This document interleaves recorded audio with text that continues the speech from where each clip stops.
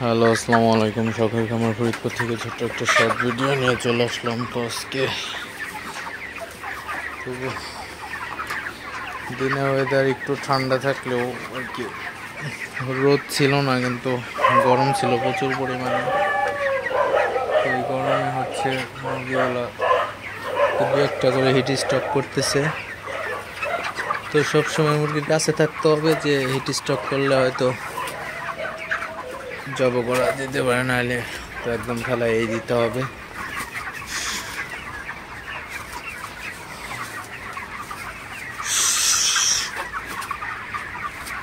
তো প্রচুর পরিমাণে গরম।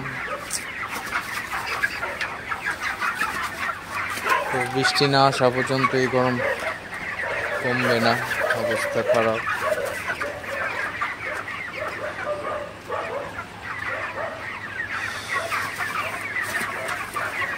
তো দামও একটু আগের চেয়ে 2-4 দিন আগে যা ছিল এখন একটু বাড়তেছে দাম।